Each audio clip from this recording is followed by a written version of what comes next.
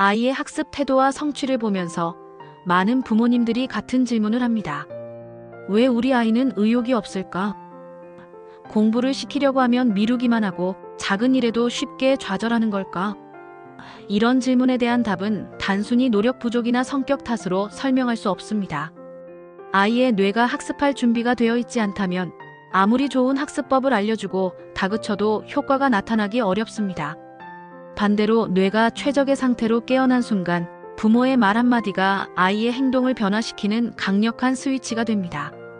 비바브레인의 TMS 치료는 아이들의 뇌 회로를 정밀하게 자극해서 집중력, 자기 통제력, 실행력을 끌어올립니다. 그리고 부모의 언어 습관은 변화된 뇌 상태를 실제 행동으로 연결하는 핵심 자극제가 됩니다. 뇌가 준비된 순간, 올바른 언어가 더해질 때 비로소 아이의 학습 여정이 힘차게 시작되는 것입니다. 그렇다면 뇌가 준비되지 않은 아이와 준비된 아이는 어떻게 다를까요? 학습은 단순한 지식 습득이 아니라 뇌 회로의 활성화와 연결을 통해 이루어집니다. 하지만 발달 지연이나 과도한 스트레스, 불안과 무기력에 시달리는 아이들은 전두엽과 편도체 회로가 원활하게 작동하지 못합니다. 이럴 때 부모가 아무리 빨리 공부해라, 왜 이렇게 게으르냐라고 말해도 아이의 뇌는 반응할 준비가 되어 있지 않습니다. 오히려 압박은 편도체를 더 흥분시켜 불안과 회피 행동만 강화시킵니다. 비바브레인의 TMS 치료는 이러한 상황을 바꿔줍니다. 뇌파와 QEEG 분석을 통해 아이의 전두엽, 작업기억 회로, 감정 조절 영역을 정밀하게 파악한 뒤 맞춤형으로 전자기 자극을 주어 뇌의 균형을 되찾습니다. 치료 후 부모님들이 공통적으로 경험하는 변화는 다음과 같습니다. 아이가 이전보다 지시에 잘 반응합니다. 회피하던 공부나 과제를 스스로 시작합니다. 짜증과 분노 폭발이 줄어들고 대화가 가능해집니다. 해야 한다는 인식이 할 수 있다는 실행으로 바뀝니다. 이렇게 뇌의 컨디션이 준비되면 부모의 말 한마디가 단순한 소리가 아니라 행동을 유도하는 신경학적 자극으로 작용합니다. 그렇다면 부모의 언어는 어떻게 아이의 실행력 스위치를 켤 수 있을까요? 여기에는 두 가지 중요한 원칙이 있습니다. 첫째, 정확하고 섬세한 말을 사용해야 합니다. 모호하고 상투적인 말은 효과가 없습니다. 예를 들어, 공부 좀 해라 대신 오늘 어떤 과목부터 시작할래? 라고 묻거나 성적 올려라 대신 어떻게 해야 더 잘 될까? 라고 질문하는 것이 좋습니다. 뇌는 구체적인 지시와 질문을 받아들일 때 실행 영역이 활성화됩니다. 둘째, 따뜻하고 존중하는 말을 사용해야 합니다. 아이의 자존감을 무너뜨리지 않고 긍정적인 자기인식을 강화해야 합니다. 너는 왜 이것도 못하니? 라는 말이 아닌 아직은 잘 모르겠지만 앞으로 조금씩 알게 될 거야. 라고 말하거나 넌 원래 게으르잖아 라는 말이 아닌 조금 더 하면 훨씬 좋아질 거야. 라고 격려하는 것이 좋습니다. 행복감과 자기존중은 뇌의 보상 회로를 강화시켜 장기적인 학습 지속력을 만듭니다. 결국 부모의 언어는 단순한 대화가 아니라 아이의 전두엽을 자극해 실행력을 끌어내는 전달 신호인 셈입니다. 뇌과학에서는 작은 성공의 반복이 큰 성공을 만든다는 점을 강조합니다.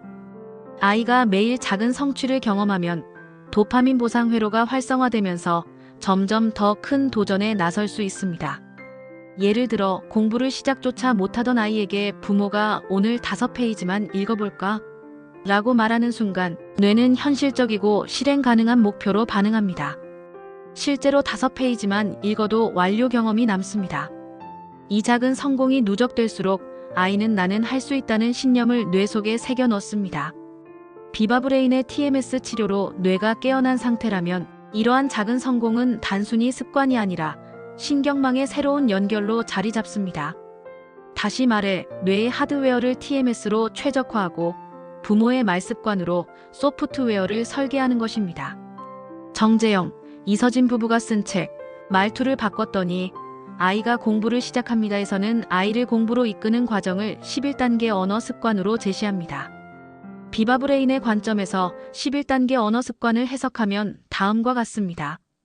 1단계 출발점 세우기 과정에서는 TMS로 각성된 뇌가 첫걸음을 내딛도록 부드러운 목소리로 언제 시작하면 좋겠니? 라고 질문합니다. 2단계 공부 이유 알리기 과정에서는 내적 동기와 외적 동기를 동시에 자극합니다.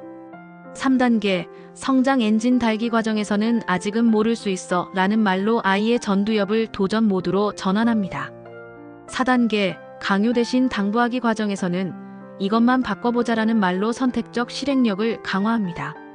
5단계 감정 다독이기 과정에서는 불안과 분노를 완화하는 언어를 사용하여 편도체의 과흥분을 차단합니다.